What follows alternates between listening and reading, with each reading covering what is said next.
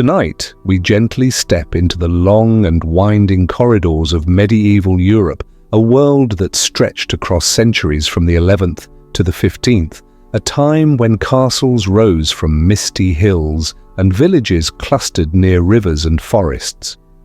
The Middle Ages, as history has called them, were a patchwork of kingdoms, principalities and fiefdoms, each ruled by lords and kings, whose authority often depended on the strength of their armies and the loyalty of their subjects. It was a time when life could be simple and peaceful in one village, yet uncertain and dangerous just a few miles away, where bandits or foreign invaders might appear without warning.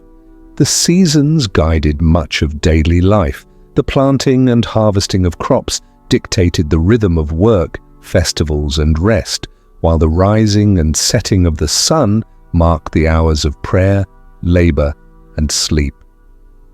People's lives were closely bound to the land and social structures were strict and rigid. Nobles and knights commanded estates and defended them with weapons and soldiers, while peasants and serfs cultivated fields and tended animals, often giving a portion of their harvest to the Lord above them.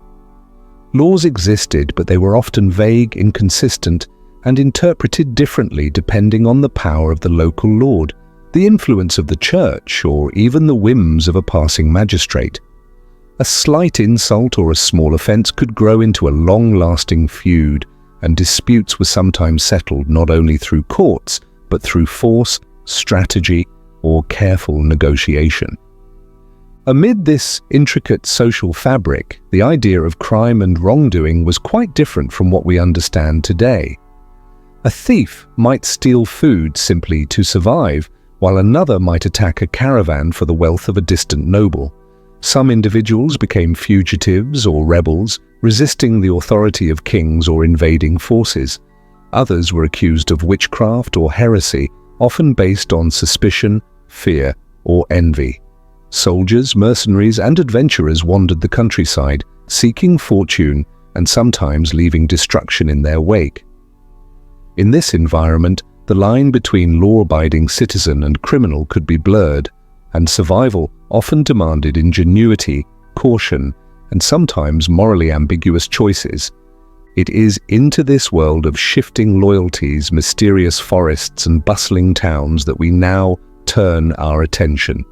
Tonight, we will quietly explore the lives of those who became notorious, the figures remembered in history not for their heroism nor for their virtues, but for the paths they chose that diverged from the ordinary or expected. Some were clever, some were violent, some were ambitious, and some simply could not conform to the strictures of their time. And yet, in each story, there is a glimpse into the society that shaped them, into the fears, desires, and rules that guided daily life in the Middle Ages. So tonight, as you settle in, perhaps dim the lights and allow your mind to drift along the gentle currents of this past, we will meet these characters without judgment, without urgency, and without the need to choose sides. Each one left a mark on history, sometimes as a warning, sometimes as a tale of survival, sometimes merely as a footnote that has grown into legend over centuries. They were part of a world both harsh and captivating, a world where decisions mattered greatly, where small actions could echo across fields and forests, and where life was both fragile and enduring. Tonight we walk softly among them. We listen to the echoes of distant towns, the quiet murmur of abbeys, the rustle of leaves along secluded paths, and the occasional clatter of hooves across cobblestone streets. We do not hurry. We allow the stories to unfold slowly, like a gentle stream meandering through ancient valleys. And in this calm, reflective space, we begin to understand a little more about the lives and choices of those who walked the Middle Ages, not as figures of legend or infamy, but as human beings shaped by a time both complex and captivating. So tonight, we step into the Middle Ages to meet the people history remembers, not for their greatness, but for the paths they chose when the world around them was often uncertain, sometimes dangerous, and always alive with possibilities. The first figure is Eustace the Monk, the first among them. In the northern reaches of France, where the coast meets grey water and long winds travel unbroken from the Atlantic, a young man once entered a monastery seeking peace. His name was Eustace. Born around 1170, he was the son of a minor noble family who believed that the quiet rhythm of a Benedictine abbey might calm his restless nature. The bells of the monastery rang through misty mornings, calling the brothers to prayer, to study, to labor in the gardens. For a time, Eustace followed that pattern. He learned Latin psalms and the art of copying manuscripts, the patience of silence, the meaning of obedience. The world beyond the cloister seemed distant, as though hidden behind a veil of incense and devotion. But Eustace was not made for stillness. Beneath the vow of peace, something unsettled him, perhaps curiosity, perhaps the hum of the sea only a few miles away. He began to wander beyond the abbey walls, first to fetch supplies, then to linger among fishermen and travelers who spoke of storms, ships, and faraway wars. Their tales were vivid and unpredictable, filled with noise and danger. He listened, quietly, until the rhythm of monastic life began to feel like confinement rather than salvation. One morning, without ceremony, Eustace left the monastery. Some said he departed after an argument. Others said he simply walked away and never looked back. The monastery gates closed behind him, and his life of prayer became a memory carried lightly, like a cloak no longer worn. Freedom was intoxicating. Eustace found work as a mercenary, serving lords who needed a quick sword or a sharp mind. He learned how armies moved, how ships were built, and how to read the wind. The wars between England and France offered endless opportunity to anyone bold enough to navigate both sides. When his fortunes fell, he turned to the sea, joining the restless brotherhood of sailors and privateers who hunted for cargo, gold, and survival. In time, he became something more than a sailor. He became a pirate. At sea, Eustace discovered his element. He moved with ease between crews and nations, raiding the French coast one year, the English the next. Both crowns alternately hired and hunted him. He understood the shifting loyalties of war, how an enemy on Monday could be an ally by Thursday if the tides of politics changed. His ships were small, fast, and filled with men who trusted his uncanny ability to read the sky. They said he could smell a storm before it formed, that he could steer through fog as though guided by unseen stars. Perhaps it was experience, perhaps instinct, but in an age that saw mystery in every shadow, such skill was called sorcery. Eustace did little to deny the rumors. Some claimed he had studied dark arts in Toledo, others that he carried a book of spells wrapped in sailcloth. He would smile and let them believe what they wished. The legend grew: Eustace the Monk, pirate and magician, master of disguise, servant of no king. In truth, his disguises were practical. He dressed as a peasant when scouting a harbor, as a merchant when entering foreign ports, as a monk when seeking sanctuary. These changes of costume kept him alive. To frightened merchants and chroniclers, they seemed like shape-shifting, like a man who could vanish into thin air. His raids were swift and efficient. He attacked supply ships, seized grain, timber, and treasure, then disappeared into fog before the enemy could rally. He built hidden bases along the Channel Islands, where tides guarded him better than any fortress. Sailors told stories of his ship appearing in mist and vanishing the same hour, of lantern lights that moved against the wind.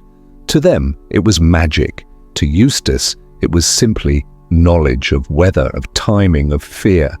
For years he served King John of England, harassing the French coast. When John's favor cooled, Eustace crossed the water and offered his ships to France.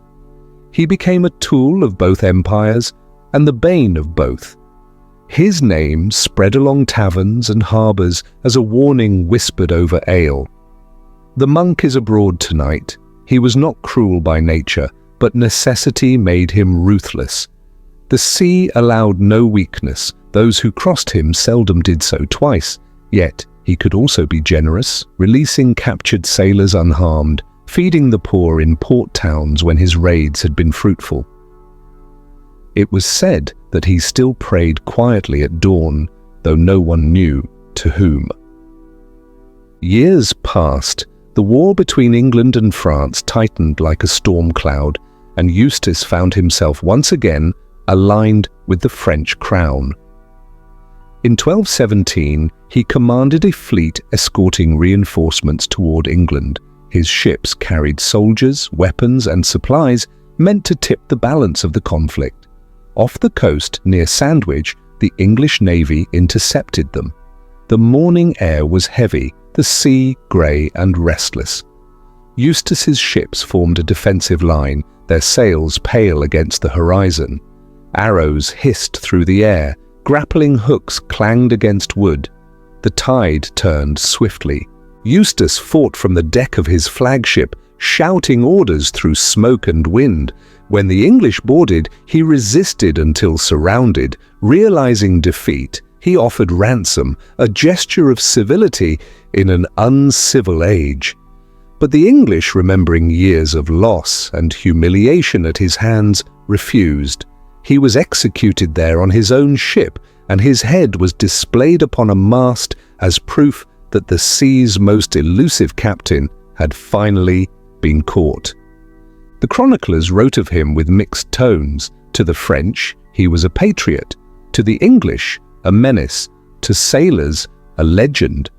Yet beyond politics, his story endures as a portrait of transformation.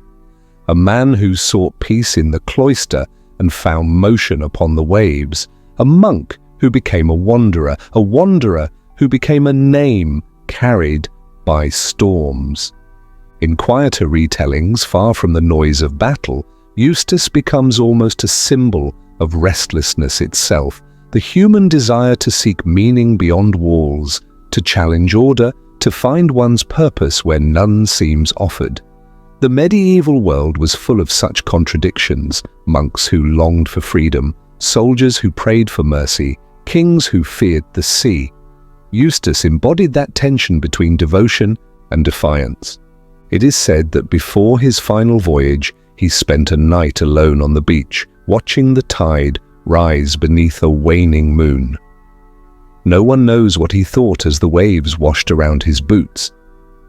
Perhaps he remembered the stone cloisters of his youth, the candles flickering in a chapel, the calm he once sought.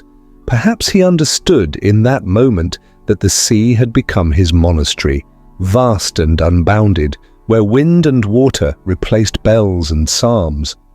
After his death, fishermen along the channel still spoke of lights gliding silently across the waves, of a hooded figure glimpsed in fog near midnight. They said that sometimes, in the hush before dawn, when the tide pulled against the shore, you could hear faint chanting carried by the wind, Latin words lost to time, drifting over the water. Perhaps it was only the sea itself, murmuring through broken rocks. Or perhaps it was Eustace, the monk who could not rest, keeping watch over the waters that had both freed and destroyed him. The centuries have softened his story. The violence is gone, replaced by the rhythm of the waves, the patience of memory. What remains is a gentle outline of a man who lived between worlds, the sacred and the profane, the shore and the open sea. His life reminds us that history is not only written by kings and saints, but also by those who could not find peace in either cloister or crown. In the end, Eustace became what he had always sought, a name carried by wind, untethered, unclaimed, and free.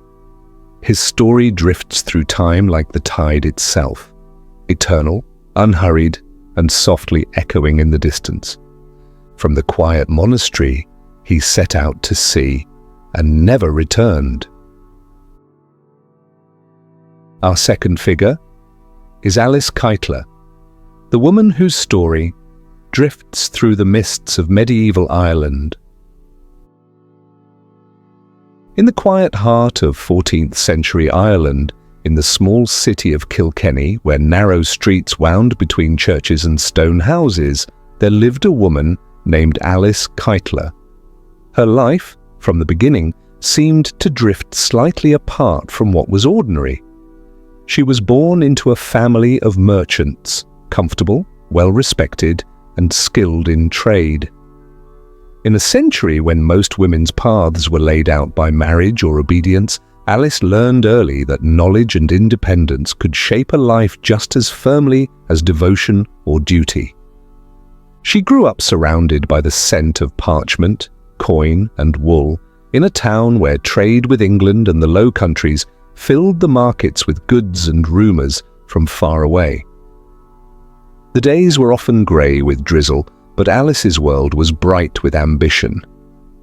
She married young, as most did, but unlike many of her peers, she chose well. Her first husband was prosperous, and together they built a household of comfort and reputation. Yet fate, or perhaps Alice's restless intelligence, kept pushing her onward. When her husband died, she inherited a portion of his wealth and managed it wisely. In an age when few women handled accounts or contracts, she did so with calm precision. In time, she married again, each match adding to her fortune and her influence. She was admired by some, quietly resented by others. To be a wealthy woman without a husband's shadow was unusual. To be wealthy 4 times over was nearly unheard of. The whispers began softly, carried on the cool air of taverns and churchyards. How could one woman have such luck, such success, such command of her own life? Kilkenny was not an unkind town, but it was a cautious one. Faith guided everything: birth, harvest, judgment, death. The church bells marked the hours and the seasons, and priests spoke of the dangers of pride and the need for humility. When Alice's 4th husband fell ill and died, the murmurs became louder. People noticed her fine clothes, her confident manner, the foreign coins she kept in her chests. They spoke of medicines she prepared for her husbands, of powders and draughts, of nights when a candle burned too late behind her shuttered window. At first, the rumours were nothing more than that, idle talk shaped by envy. But the early 14th century was a time when fear and faith intertwined easily. The Black Death had not yet arrived, yet disease and famine still haunted memory. People sought explanations for misfortune, and when they could not find them, they looked toward the unseen.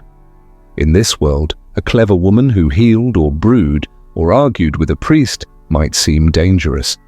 The Bishop of Ossory, Richard de Ledrede, newly arrived from England, was zealous in his faith and determined to cleanse his diocese of sin.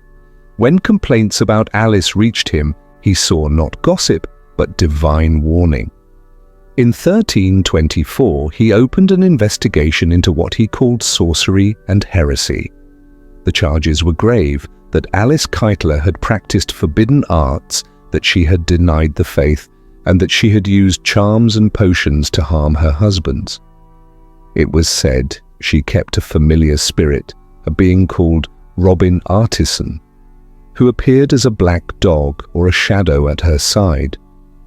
No record tells what Alice said in her defense. The documents that survive were written by her accusers, their words shaped by fear more than by fact. They described gatherings at night, secret feasts, and incantations spoken backward. They spoke of powders mixed with herbs, of ointments and salves prepared with unholy intent. Yet to a modern eye, these details might simply suggest the ordinary practices of household medicine: crushed plants, heated oils, cures passed down from mother to daughter. Among those named with her was a servant Petronilla de Meath. History remembers Petronilla with sadness. She was questioned, imprisoned, and under duress, confessed to what her interrogators expected to hear. Her words, recorded by scribes, became the script of accusation. Soon after, she was condemned and burned at the stake outside Kilkenny, the first recorded execution for witchcraft in Ireland. The smoke of that fire carried not only fear, but the weight of an era's misunderstanding. Alice, meanwhile, escaped. She fled Kilkenny before her arrest could be completed, helped perhaps by friends or by her own foresight. Some say she found refuge in England, others that she crossed the sea to Flanders. After that, her name disappears from the record, leaving only speculation and story. No one knows where she died, or if she lived quietly under another name. The silence that follows her is almost peaceful, as if history itself chose to let her rest. For those who came after, Alice Kyteler became a figure woven between fact and legend. To some, she was a warning, a reminder of the dangers of pride, independence, and forbidden knowledge. To others, she was a symbol of resilience, a woman who refused to bow to fear. The truth is likely simpler and more human. She was intelligent, resourceful, and unwilling to be limited by expectation. In a world defined by hierarchy, that alone was enough to seem subversive. The story of Alice reveals much about the world around her. Medieval Ireland was deeply shaped by religion, by English influence, and by local traditions that blended Christianity with older customs. The idea of witchcraft served as a way to explain misfortune and to enforce conformity. When crops failed or illness spread, someone had to be blamed. A foreigner, a healer, or a woman who stood apart often became the focus. Alice Kyteler fit that pattern perfectly. Wealthy, outspoken, and unwilling to retreat into quiet obedience. Centuries later, her tale is still told, not with fire and fear, but with reflection. It reminds us that history is not only about kings and battles, but about how ordinary people judged one another, how communities balanced faith and suspicion, and how easily independence could be mistaken for rebellion. The documents that condemn Alice reveal as much about her accusers as about the accused. Their careful Latin sentences, filled with certainty, betray a deeper anxiety, the unease of a world where change and individuality were difficult to understand. Imagine her now, standing in the narrow streets of Kilkenny, the air cool and damp, the bells of St. Canice's Cathedral echoing over rooftops. She walks calmly, her cloak drawn close, her eyes steady. Around her, people pause, uncertain whether to greet her or to cross themselves. She says little, yet her presence speaks of quiet strength. Perhaps she is thinking not of spells or wealth, but of the balance between solitude and belonging, between faith and freedom. It is possible that she prayed, as all people of her time did, though perhaps her prayers were private and unscripted. It is also possible that she simply trusted her own wisdom more than the judgment of men who feared her. Whatever her inner world contained, it was enough to draw both admiration and suspicion. That, in many ways, is what makes her story still relevant. To live differently is often to invite misunderstanding. To survive it requires grace. The centuries that followed would bring many more accusations like hers, each one echoing the same pattern of fear.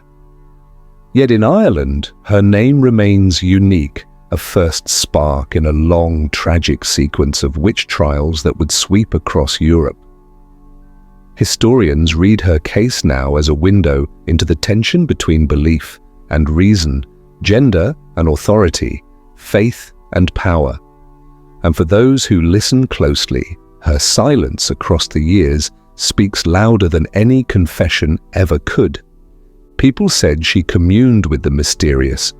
History records only that she lived differently, and for that she was feared. Her life drifts through time like a quiet current, beneath the noise of accusation, carrying a reminder that courage sometimes wears the face of defiance, and that understanding often comes long after the fire has gone out.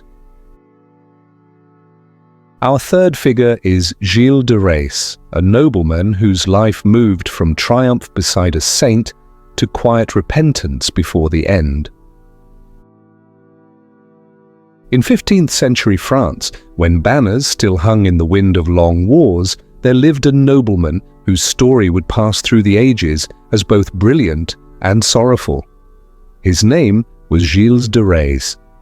He was born into privilege, a child of wide estates and deep lineage, raised among the quiet strength of stone castles and the slow turning of seasons across the fields of Brittany. From his earliest days, people spoke of his intelligence, his grace, and his courage. When France trembled beneath the 100 Years' War, Gilles rose to prominence beside the young maid of Orléans, Joan d'Arc, the saint who would inspire a kingdom. Together they rode beneath the same sky of fire and smoke, through villages reclaimed from English hands, their banners marked with lilies and prayers. To those who watched, Gilles seemed a knight of pure devotion. He fought not for gold, but for honor, and for a time his name was spoken in the same breath as hers. The triumph of those years carried with it the weight of destiny. Gilles saw cities liberated, witnessed coronations, and felt the exaltation of faith and victory. Yet war has a way of hollowing the human heart. When Jeanne d'Arc was captured and condemned, something within him faltered. The certainty that once filled his life began to fade like embers in the rain. Returning to his estates, he found silence instead of glory. The halls that had once echoed with the clang of armor now seemed vast and empty. Wealth surrounded him, tapestries, servants, libraries, but peace did not. He began to spend his fortune on grand performances, commissioning plays about saints and legends, often playing roles himself. At first, these were acts of devotion, elaborate pageants offered to God and community. But as months turned to years, the line between worship and self-indulgence blurred. The nobles of Brittany whispered that Gilles was no longer content with the applause of men. He sought other secrets, those that promised knowledge, power, and transformation. Travelers from distant lands came to his court, scholars, alchemists, men who spoke of hidden sciences. They carried manuscripts filled with symbols, powders that shimmered, and ideas that hinted at transmutation, the making of gold from base metals, wisdom from despair. Gilles listened. He wanted to believe that beyond earthly glory there was another kind of light, one that could not be taken away by war or time. He spent vast sums on these pursuits, constructing laboratories, hiring assistants, filling rooms with retorts and crucibles. The villagers nearby spoke of strange lights at night, of smoke rising where none should be, of prayers murmured in forgotten tongues. Yet in truth, many of these stories were exaggerations born of fear. Gilles, restless and lonely, was a man searching for meaning after the clamor of battle had ceased. Still, the more he searched, the more he lost. His fortune dwindled, his lands were sold, and the circle around him grew darker. Men of uncertain loyalty, experimenters and wanderers who promised much and delivered little. The peace of his youth had become a labyrinth of obsession. Some who envied him began to gather stories, rumors of cruelty, of missing children, of rites performed in secrecy. Whether these tales began as truth or accusation, history cannot fully say.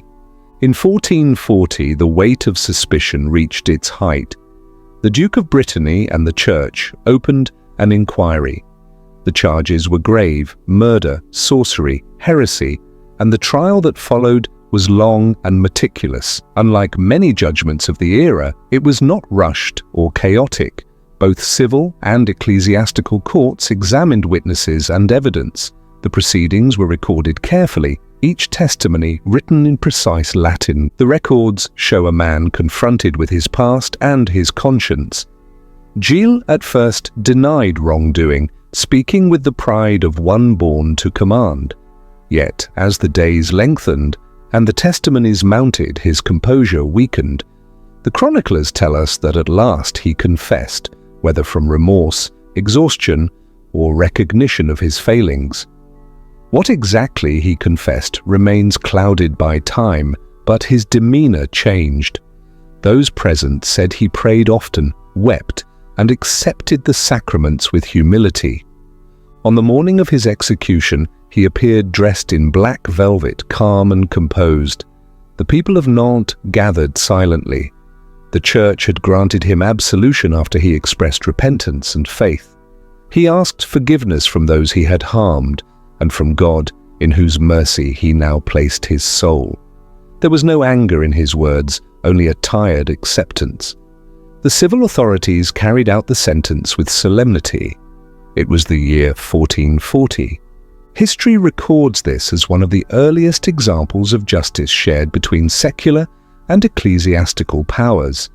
The Church's role was not vengeance but correction, and in its final act it sought to restore a soul to grace before death. To those who witnessed it, the moment held both tragedy and peace. A nobleman who had once marched beside a saint now met his end under the same faith she had carried. Afterward, people spoke of Gilles in many ways. To some, he was a warning about the dangers of pride and excess. To others, a reminder that even the highest can fall. Yet within the records lies another thread, the possibility of redemption. Accounts of his final hours describe deep contrition, prayers said aloud, a face softened by acceptance. Whatever his sins or crimes, his last gestures were of humility, and in that perhaps lies the meaning his life had sought all along. Centuries later, historians continue to study the documents of his trial, debating what was real and what was myth. Some believe that his reputation was darkened by politics and envy, that the image of the monster grew larger than the man himself. Others see in his story the reflection of a broader truth, how easily power, when left unanchored by purpose, can drift toward ruin. The details may remain uncertain, but the lesson endures. If one imagines him now, not as the figure of accusation, but as a man alone in his final hours, the noise of the crowd recedes. There is only the flicker of a candle, the whisper of prayer, and the understanding that all victories, even the greatest, are fleeting. The glory of war, the applause of courts, the riches of land, all dissolve in time. What remains is the soul and its quiet reckoning. Gilles de Rais is remembered not for his triumphs nor for his wealth, but for the path that led him from brightness to shadow and perhaps at the end toward light again. His life speaks gently across the centuries, reminding us that courage in battle is not the same as peace of heart, and that redemption, though costly, is never beyond reach. When the chronicles close, they do not end in horror, but in reflection.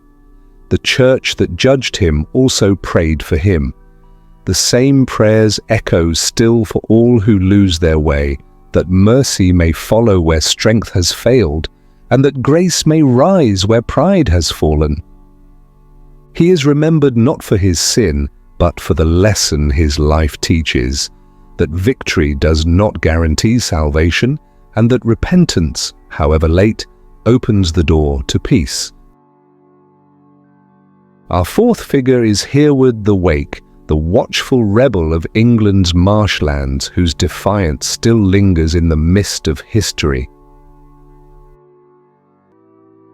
In the quiet years after the Norman conquest, when the sound of foreign hooves still echoed across England's green fields, there lived a man whose name the chronicles only half remember. Hereward, called the Wake, the watchful one. He was said to be a nobleman of Lincolnshire, though even that is uncertain. Some claimed he was the son of a thegn, others that he was born outside of law and rank. What is known is that when William of Normandy took the English crown in 1066, Hereward refused to kneel. The new order arrived like a storm from the sea. Castles rose where meadows had stood, stone towers marking the authority of the conqueror. Land was measured, taxed, and transferred to Norman lords who spoke a language the peasants could not understand. For those who had once held power, there was little room left except in memory. But memory can be a strong place to live, and it was there, in the heart of England's old nobility, that resistance began to stir. Hereward returned from exile, some say from Flanders, others from the wilds of the north, to find his family's lands confiscated and his people subdued. The chronicles describe him as fierce yet fair, proud yet loyal to those who served him. Where others bent the knee, he chose defiance. He gathered a band of followers, dispossessed soldiers, wandering monks, fugitives, and farmers who had lost their fields. They found refuge in the low marshes of Ely, a place of water, reeds, and hidden paths where Norman horses could not ride. The fens were unlike any other part of England, an endless landscape of mist and stillness. Water mirrored the sky so perfectly that one could not tell where earth ended. For Hereward, it was both shield and sanctuary. From there he struck like a shadow, raiding Norman outposts, ambushing patrols and freeing prisoners. His men knew the waterways as others knew roads, steering small boats through narrow channels that disappeared with the tide. They moved silently by night, guided by moonlight and memory. The stories told by those who survived him grew with every season. They said Hereward could disappear into the reeds, that he fought with the strength of 10 men, that his arrows never missed. In truth, his victories were less miraculous than they were precise. He knew when to fight and when to fade away, and in that wisdom lay his power. The Normans called him an outlaw. The English called him a hero. Both names suited him, depending on who was speaking. At Ely, he built what might be called England's last free fortress. The monks of the abbey there, reluctant at first, offered him shelter. In return, he defended them from Norman plunder. For a time, the island became a beacon of hope for all who still dreamed of the old ways. Messengers came from distant shires, bringing word of other uprisings, other men who refused to yield. Yet none had Hereward's cunning or his gift for survival. He was not fighting for a throne or a title. He was fighting for belonging, for the right of a people to remain themselves. The rebellion reached its height when William's forces marched on Ely. They came with engineers and soldiers, building causeways of timber and stone across the marsh. The air was thick with the smell of mud and smoke as the invaders advanced, certain that their might would crush resistance. But Hereward watched, patient as the tide. When the Normans reached the halfway point, he set fire to the bridges. Flames leapt across the wet wood, reflected in the dark water below. The causeways collapsed, and men in armor sank beneath the weight of their own conquest. Those who saw it said the marsh itself seemed to rise in defense of its guardian. For months afterward, the Normans could not reach Ely. They called the fens cursed and the rebels phantoms. But no rebellion can last forever. Gold, persuasion, and fatigue slowly did what force could not. Some of Hereward's allies accepted pardons, others fled. The abbey, pressed by royal command, sought peace with the conqueror. When the Normans finally crossed the marsh, Hereward vanished into the wilderness. The chronicles disagree on what followed. Some say he was captured and killed by bounty hunters, others that he reconciled with the king and lived quietly until old age, and still others believe he died as he lived, alone and unyielding, somewhere deep within the endless green water and fog. In the centuries that followed, his name became legend. Ballads spoke of him as England's first outlaw hero, a forerunner of Robin Hood. They told of his daring escapes, his disguises, his laughter in the face of danger. The songs softened his edges, turning rebellion into romance. Yet behind the stories lies a simpler truth. Hereward was a man of his time, neither saint nor thief, but a reflection of a country in mourning for itself. The Norman conquest changed everything. It brought new laws, new language, new rulers. The world Hereward defended was fading, its customs absorbed into something larger and colder. Still, for a brief moment, he gave voice to those who could not speak, reminding them that their history did not end with defeat. The monks of Ely would later write that his defiance, though doomed, was a sign of England's enduring spirit. Even William the Conqueror, it was said, admired his courage, calling him a brave man and of great heart. If one were to walk the fens today, when the mist settles low and the reeds rustle like whispers, one might still feel something of his presence.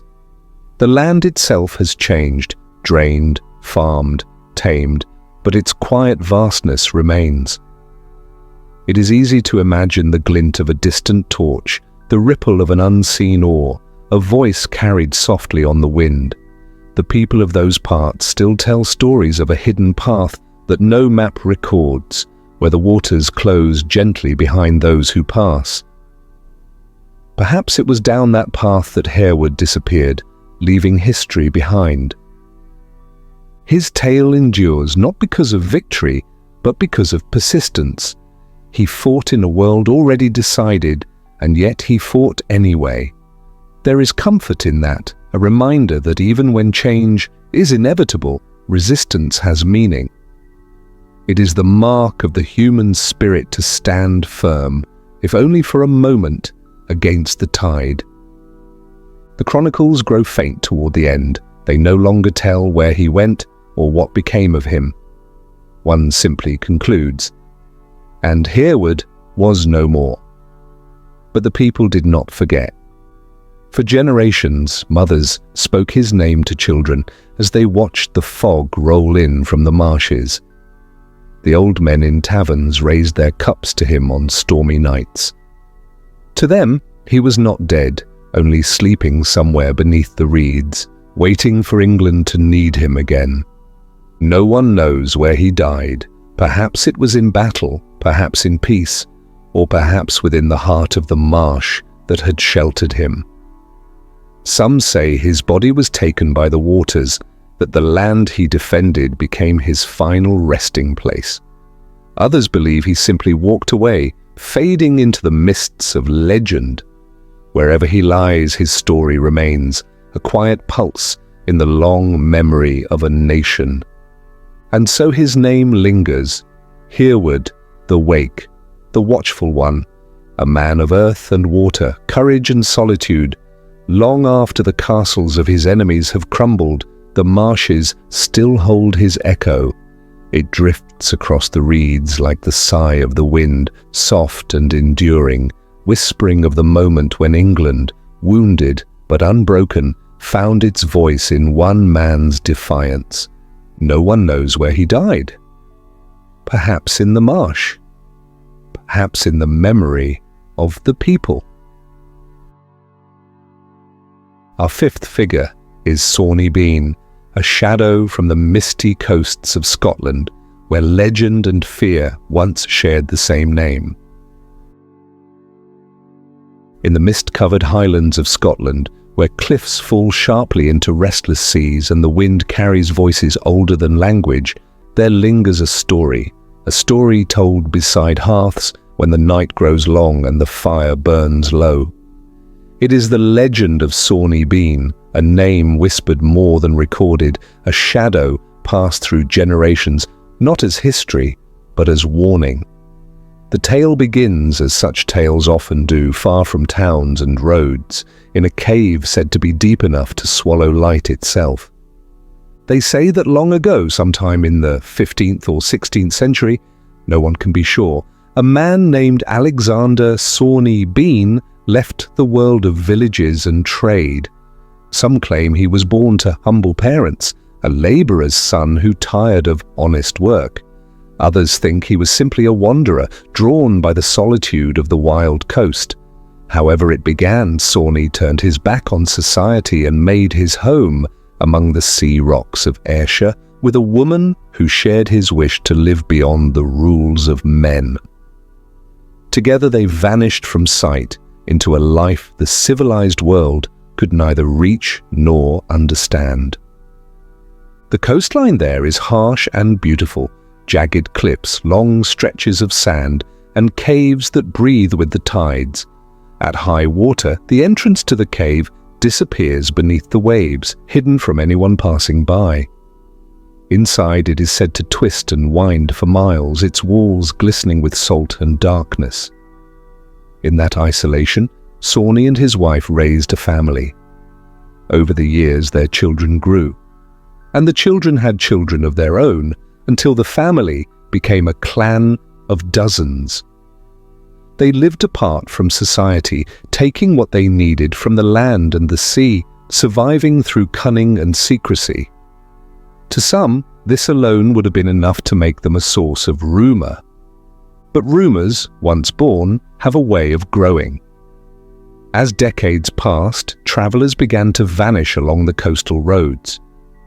Merchants failed to return home, pilgrims disappeared between villages.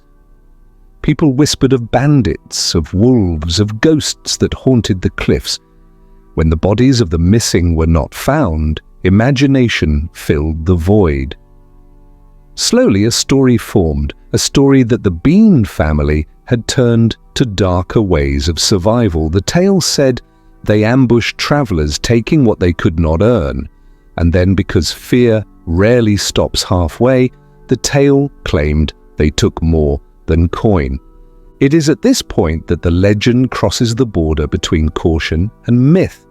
According to old accounts written long after the events they describe, the family was said to preserve what they stole, hiding their spoils deep within the cave.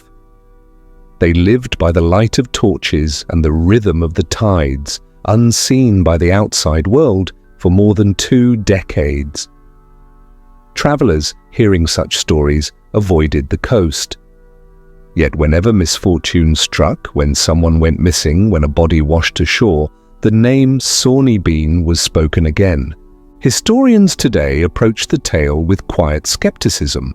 No contemporary record confirms the family's existence. The earliest written versions appeared centuries later, printed in chapbooks and retold in taverns as entertainment. To many scholars, Sawney Bean represents not a man, but an idea, the embodiment of society's fear of wilderness, of the unknown, and of human nature unrestrained by law or faith. In a world built upon fragile order, the story of a clan beyond that order served as both fascination and warning. Yet even as we doubt the details, there is something haunting in the image of that hidden cave, of lives lived in darkness while the world above carried on in light. It speaks to the divide between civilization and exile, between belonging and banishment. The Bean legend may not tell us what truly happened, but it tells us what people feared might happen if one turned away from conscience. In that sense, it is not a tale of monsters, but of what people imagined they might become without the boundaries of community. The story's most familiar version ends dramatically. It tells of a traveller who escaped an ambush and fled to the nearest town, his story bringing the king himself, often said to be James VI of Scotland, to lead an expedition. Soldiers searched the cliffs and found the hidden cave. There, the tale says, they discovered terrible evidence of the family's crimes. The clan was captured and taken to Edinburgh, where swift justice was carried out. It is a conclusion of order restored, evil vanquished, society triumphant. But even this ending feels shaped less by fact than by moral design. Every culture creates stories to guard its boundaries, and this one warned of what waits beyond them. For all its dark imagery, the Sawney Bean legend is also deeply human. It reflects the isolation that haunted rural life, the knowledge that beyond the firelight, the world could turn cold and strange. It mirrors the collective fear of poverty, hunger, and the loss of moral compass. In a time when famine and war were common, tales of those who survived by forbidden means became a way to process anxiety, to set clear lines between right and wrong. By imagining an other living outside civilization, people reassured themselves that they remained safely within it. Modern storytellers still revisit the legend, sometimes turning it into horror, sometimes into satire. But beneath every retelling lies the same quiet truth, that fear often grows where understanding ends. The Bean family, real or not, represent the loneliness of those cut off from society, the way exile can twist into something darker when there is no return. Perhaps the story began with a single family who lived differently, whose isolation drew suspicion.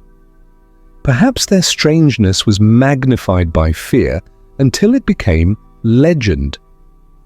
They lived beyond society, people would say, and fear made the story larger than the truth. If we step away from the fright and look instead with gentleness, another picture appears. Imagine the cave at dawn, the tide retreating, gulls crying overhead. Inside, a fire smolders, smoke curling toward a slit of light. A family wakes, hungry, wary, bound together by survival. They are not symbols, only people who have chosen or been forced to live apart. The wind outside carries the sound of distant bells from a village that will never welcome them. In that sound is the ache of separation, the oldest human fear, to be forgotten, to be cast out. Over centuries, the Bean legend has drifted through Scotland like mist over the moors, changing with every retelling. In some versions, the family is vast, in others, only a few. In some, the king himself rides to their capture, in others, it is local farmers who bring justice. The details matter less than the mood they leave behind, a mingling of horror and pity, of curiosity and relief. What endures is not the violence, but the warning beneath it. That when humanity loses compassion, when people turn away from the world turns them into monsters in memory. Even now, in the quiet corners of Scotland, guides point to sea caves along the Ayrshire coast and say, "There, that is where Sawney Bean lived." The waves murmur against the rocks, the air smells of salt and peat, and listeners feel the chill of the old. They know it may not be true, but truth is not always what stories are made for. Some stories exist to give shape to the shadows we carry within us. The Bean legend, at its heart, is a meditation on isolation, the peril of living without mercy or connection. It invites us to wonder what becomes of people who lose the thread that binds them to others. Long after the fire dies and the storyteller's voice fades, the listener is left with an image. A dark cave, an empty shore, and the faint sound of the sea. The story rests there, half believed, half dismissed, but never forgotten. It becomes part of the landscape itself, a reminder that fear is as old as the cliffs and that compassion is the light that keeps fear from ruling us. And so the tale of Sawney Bean endures, not as history, but as a legend shaped by time, repeated by generations, seeking meaning in mystery. It teaches quietly that evil, like loneliness, grows in isolation, and that community, for all its flaws, is the place where humanity survives. Whether Sawney Bean ever lived does not matter as much as what his story reveals about the hearts of those who told it, that we create monsters to understand ourselves, and through that understanding we learn to be kind. In the end, the story closes not with terror, but with reflection. The sea continues its endless rhythm, washing against the stones as it has for 1,000 years. The cave remains empty and echoing, filled only with the sound of water, and wind. Somewhere beyond the horizon, the first light of morning touches the waves, soft and gold, and with it comes a simple peace, the reassurance that the world, for all its darkness, still turns toward dawn. Our sixth figure is the thieves' guilds, the quiet brotherhoods of the medieval night, where order and shadow walked hand in hand. In the stillness of a medieval night, when the candles burned low in the homes of merchants and the watchmen's torches flickered along the narrow streets, another world began to stir. Beneath the echo of church bells and the distant hum of prayer, there existed an invisible city, a city of silent movement, quiet exchanges and unseen hands. This was the world of the criminal guilds, the shadowy brotherhoods that lived and worked within the great towns of Europe, London, Paris, Venice, and beyond. They called them guilds not without reason. Like the merchants, masons, and craftsmen who ruled the daylight hours, these secret orders had rules, leaders, apprentices, and codes of conduct. They were not wild outlaws roaming the forests, but organized communities within the maze of alleys and marketplaces. Their trade was theft, their currency was secrecy, and their survival depended upon order. In London during the 12th and 13th centuries, the streets were crowded and unlit. The city's walls enclosed a population that grew faster than its laws could govern. Markets filled the air with the smell of fish and tallow. Carters and beggars jostled side by side. Among them moved the members of what later chroniclers would call the Company of the Cozeners, pickpockets, coin cutters, and counterfeiters, who understood that the line between craft and crime could be thin as a strand of silk. Their leader, often known only by a nickname, enforced discipline as strictly as any guildmaster. A thief who stole without permission or who betrayed a companion faced exile from the Brotherhood, a punishment that in those days could mean starvation or death. The guilds were careful in their structure. New members were trained not merely in theft, but in discretion. They learned which markets offered the best opportunities, which judges were sympathetic, which clerks could be bribed. They studied the habits of the city, when the taverns emptied, when the watch changed shifts, when the merchants carried their coin boxes to the counting house. There was rhythm to their work, and rhythm in their survival. Across the Channel in Paris, similar groups formed. The city, sprawling along the Seine, was the heart of medieval trade and devotion. But in its winding quarters, the Cité, the Marais, the Latin Quarter, poverty pressed close against wealth. The Cathedral of Notre Dame cast its shadow over streets that rarely saw sunlight. It was here that the Cour des Miracles came into being, a district where beggars, thieves, and wanderers gathered beyond the reach of ordinary law. It was said that a man lame by day could walk by night, and that blindness was cured as the sun went down. The name Court of Miracles was both irony and truth, a place where the miracles were acts of disguise. There, in the dim courtyards, existed a kind of government. The Roi des Truands, the King of Beggars, was elected by consensus, enforcing peace among his subjects. Each trade had its code. The pickpockets, called filles, learned to move like dancers through a crowd, their hands guided by practice rather than impulse. The cutpurses used sharp knives made from broken razors, hidden in their sleeves. The beggars trained in deception. Some feigned sickness, others sang, others told stories of loss. To live in that hidden quarter required art as much as survival. In Venice, the structure was subtler still. The city of canals and bridges built upon islands and trade was a place of splendor and of secrecy. Here, the guilds of the night worked not against the city, but within its fabric. Smugglers, thieves, and spies moved under the protection of merchants who found their services convenient. In the labyrinth of narrow waterways, stolen goods could vanish into warehouses or ships within hours. The ladri di notte, the thieves of night, were known to each other by symbols carved discreetly into wooden doors, a half moon, a dagger, a spiral. They avoided unnecessary bloodshed. Silence was their protection. It was said that in Venice even corruption had grace. Each city had its rhythm, and each rhythm its silence. What bound these guilds together across Europe was not only crime, but the strange order of necessity. In the Middle Ages, law was often uncertain. Justice depended on wealth, birth, or favor. A poor man accused could not afford the costs of trial.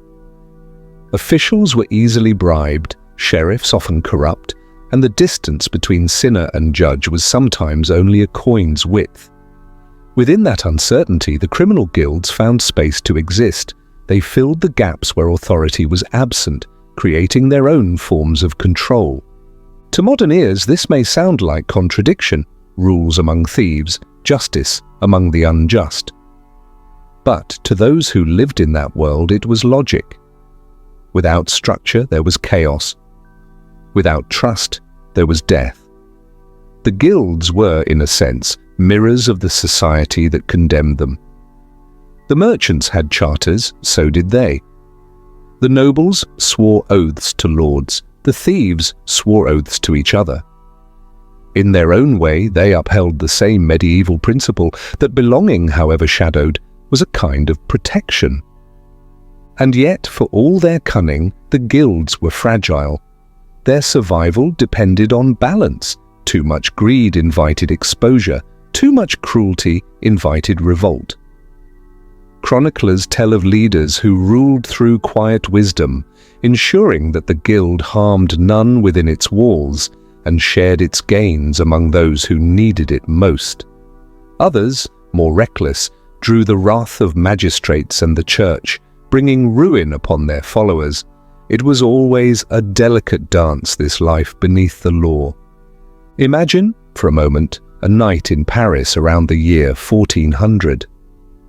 The streets are narrow, paved with uneven stones, the air heavy with the smell of tallow lamps.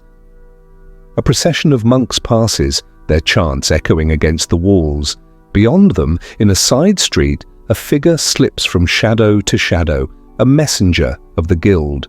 In his hand, a small purse, light as breath. The coins within change owners silently. No word is spoken, yet the exchange carries meaning. Tribute, warning, or payment for protection. In the darkness of the ancient city, the storyteller might whisper, silent hands trade places with silver coins. These scenes, repeated across the centuries, were part of the quiet machinery of medieval life. While kings ruled from their castles and bishops from their cathedrals, the unseen economy of the night continued. A network of favors and debts, of risks taken and loyalties kept, wove itself beneath the surface of power. And in this hidden pattern lay the truth that civilization and crime often shared the same roots. In London, some of the oldest legal reforms arose directly from attempts to control such guilds. The establishment of night watches, the licensing of taverns, the regulation of markets, all were responses to a world where the line between honest labor and theft was porous. The guilds forced society to define its morals more clearly. They were, unintentionally, teachers of law. In Venice, the tension was different.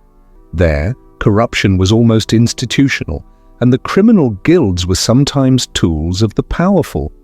A merchant might hire a thief to retrieve goods stolen from him or to steal from his rival. A noble might pay smugglers to bypass taxes. The city lived by trade, and trade required shadows as well as light.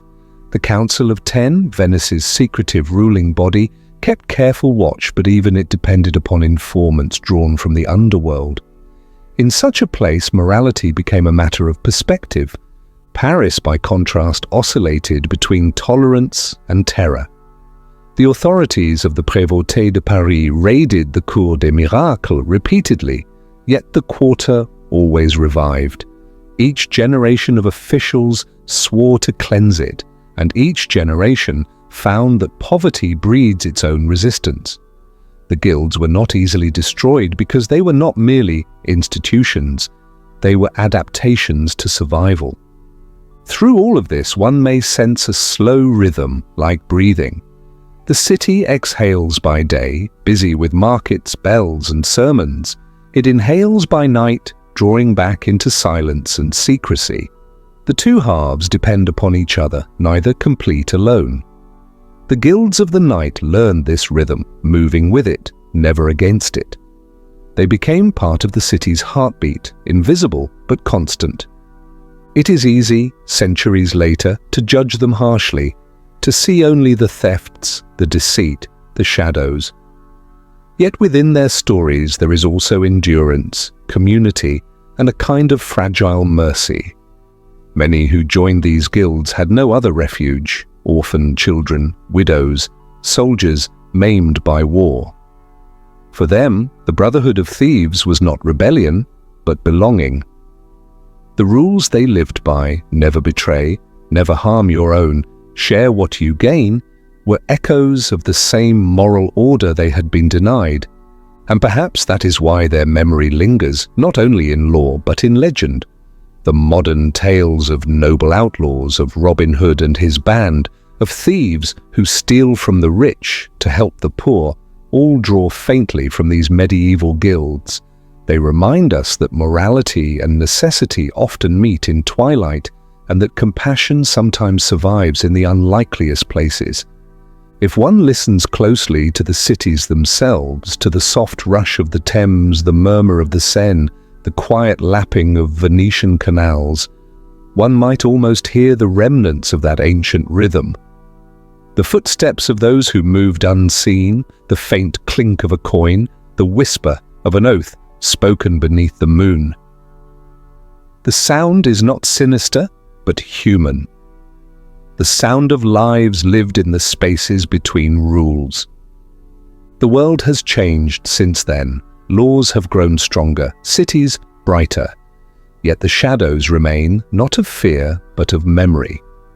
They remind us that every society, no matter how orderly, carries within it a reflection of its own imperfection. The medieval criminal guilds were not simply villains in the story of progress. They were part of the process by which order learned to define itself. Tonight, as you listen, let the story settle gently. Picture the lamplight glimmering on cobblestones, the soft creak of wooden doors, the murmurs of a city breathing through the night. In that space between sound and silence, the past feels close. The thieves of old London, the beggars of Paris, the smugglers of Venice, all move again, not as threats but as shadows of human persistence. Their footsteps fade with the dawn, leaving only the soft reminder that even in darkness there was structure, loyalty, and strange grace. And so the tale ends where it began, in the calm hush of the medieval city, where the stones remember every secret. The bells ring for morning prayers, the market awakens, and the night's quiet guild dissolves back into the crowd. The coins have changed hands, the balance of need and chance restored. No one speaks of what happened, and yet everyone knows. In the darkness of the ancient city, silent hands trade places with silver coins. And the world, as always, turns quietly toward the light. Our seventh figure is the tale of the false pilgrims and the pretended monks, wanderers who walked the same roads as saints, yet carried different burdens in their hearts. Across the roads of medieval Europe, between abbeys and marketplaces, there was always movement. Pilgrims, traders, friars, and wanderers traveled together beneath the same sky. They carried relics, prayers, and stories. Some journeyed to holy sites, Canterbury, Santiago, Rome, seeking forgiveness or healing. Others walked because the road itself was their only home. In this flow of people and faith, truth and deception often walked side by side. Not every robe belonged to a monk, and not every cross was carried with devotion. Among the true pilgrims, there were those who imitated their appearance, men and women who learned that a hood and a quiet prayer could open doors that might otherwise remain closed. They called themselves pilgrims or friars, yet their real purpose was something else entirely: to beg without honesty, to trade forbidden goods, or to steal. The Middle Ages were an age of faith, but also of poverty. The line between piety and survival could be thin. A poor man with a wooden staff might be a true pilgrim, walking for the salvation of his soul. Or he might be one of the false pilgrims following the same route, not for heaven, but for bread. Towns welcomed travelers with charity, for the care of pilgrims was considered a holy act. It was this generosity that the impostors learned to imitate. They arrived with dust on their feet and stories on their tongues, reciting prayers in Latin, phrases half remembered, half invented. Their words were convincing because they carried the cadence of belief. In France, chronicles mention a group known as les coquillards, sometimes translated as the cockyards. They appeared in the 15th century, particularly around Dijon and Paris. These were not monks at all, but an organized band of tricksters who disguised themselves as religious men or humble travelers. They used secret signals, coded language, and even hand signs to recognize one another. To the townsfolk, they appeared harmless, a wandering brother in a worn robe asking for alms. But beneath the surface, they traded in stolen goods, false relics, and counterfeited documents of pilgrimage.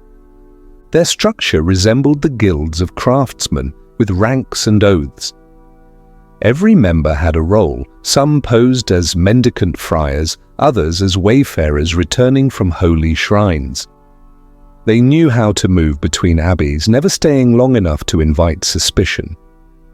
When questioned by officials, they produced letters of safe conduct, sometimes forged, sometimes real, obtained through bribery. They could speak of distant cities and describe churches they had never seen, borrowing details from true travelers. The coquillards became notorious not because they were violent, but because they were clever. Their crimes were quiet ones: false blessings, stolen purses, whispers exchanged in markets. They sold amulets said to contain dust from Jerusalem, water from the Jordan, or the hair of saints. To many who bought them, these objects brought comfort, and perhaps that was part of their strange charm. In deceiving others, they also answered a need for hope. Similar groups existed elsewhere. In England, sturdy beggars were often accused of pretending to be friars or pilgrims, carrying badges from holy sites they had never visited.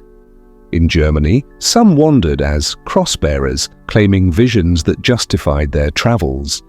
Not all were criminals in the sense of malice. Many were simply lost souls, moving through a world where movement itself was a kind of survival. The robe gave them protection, and protection was worth more than gold. The church and crown both struggled to distinguish the true from the false. Records show repeated attempts to regulate travel and begging, to require licenses or letters of pilgrimage. But Europe was vast, and the roads were endless. A man could disappear one day and reappear months later in another kingdom, calling himself by a new name, wearing a new cross. The sincerity of his faith could be neither proved nor denied. At times, entire networks of false pilgrims developed, spreading along the great routes to Santiago de Compostela. They knew which monasteries were generous, which shrines offered food and lodging. They traveled by habit rather than purpose, living within the rhythm of devotion without truly sharing it. Yet even in their deceit, they kept alive the custom of hospitality, for every impostor depended upon the kindness given to the genuine pilgrim.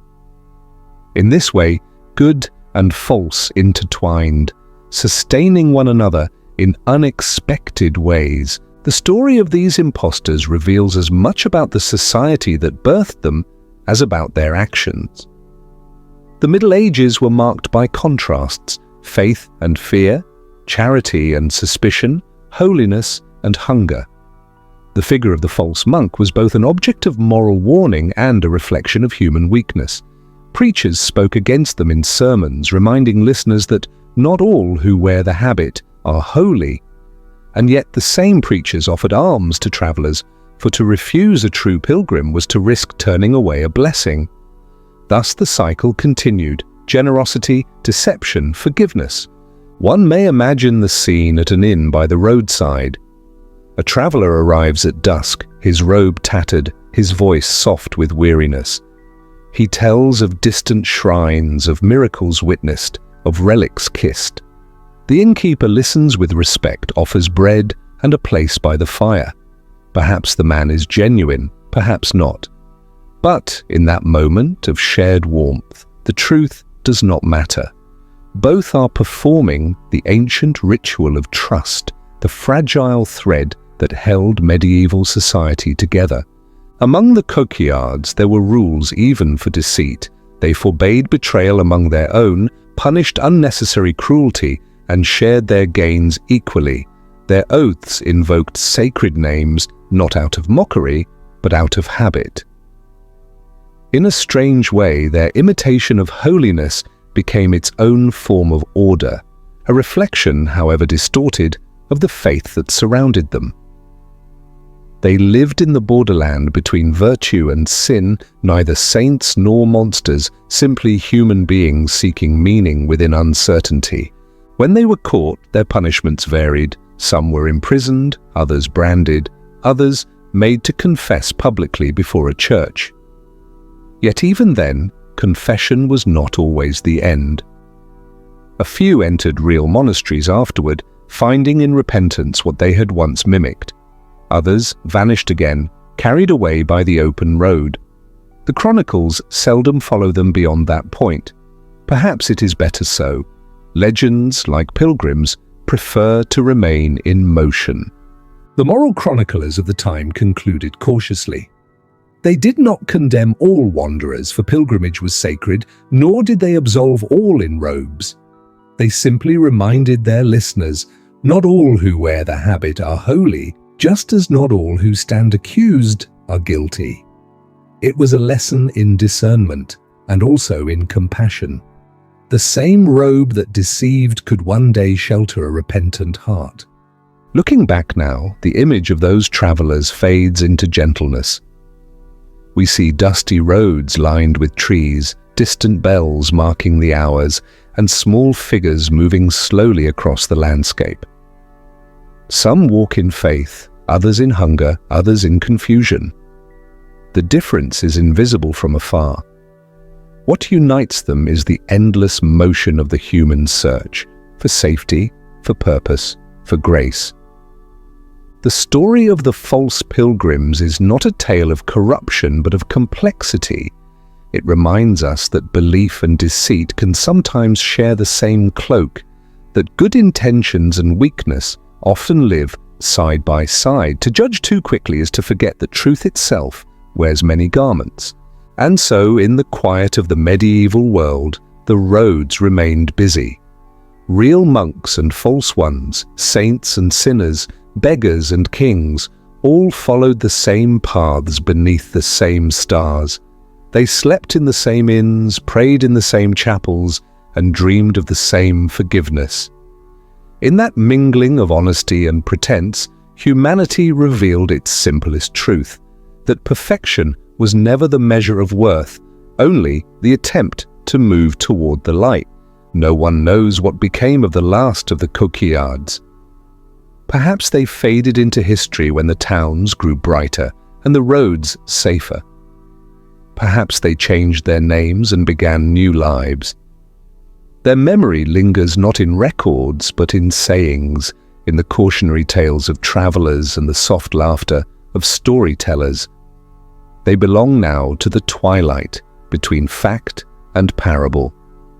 And in that twilight we may hear again the calm wisdom of the old saying, Not everyone who wears the robe is holy, just as not everyone condemned is truly guilty. The Middle Ages have long since faded into the quiet of history. The castles that once ruled the hills are ruins now, softened by moss and rain. The roads that carried merchants, soldiers, and pilgrims have become peaceful country lanes. Yet when we listen closely to the stories left behind from thieves and knights, from rebels, witches, and false monks, we hear something still alive. Beneath the noise of centuries, there is the same heartbeat that has always guided humanity. The longing to be understood, forgiven, and free. Crime in those distant centuries was rarely only about wickedness. It was often about hunger, about injustice, about the trembling line between survival and sin. The outlaw, the trickster, the desperate soul, all of them lived within societies where order was fragile and fairness uncertain. To understand their choices is to glimpse a world that was not simple, but human. The wrongs they committed reflected the confusion of the age, the struggle of people seeking stability amid wars, famines, and fear. Their deeds were mirrors held up to the world they inhabited. When the world was harsh, the reflection could not help but look harsh in return. And yet, within those same reflections, there were moments of grace. The pirate who once fought for faith, the woman accused of sorcery because she lived too freely, the nobleman who fell from glory but found repentance at the end, all remind us that good and evil were never fixed positions. They were movements of the soul, shifting with time and choice. The church judged, kings punished, and the people whispered stories. But behind all of it was the same quiet search for redemption. Even in confession, in the final hours before death, there was the hope of mercy. In that hope, the Middle Ages feel less distant, less strange. The world of the medieval cities, with their dim streets, their thieves' guilds and wandering friars, seems far away now, yet it carries the same lessons we continue to learn.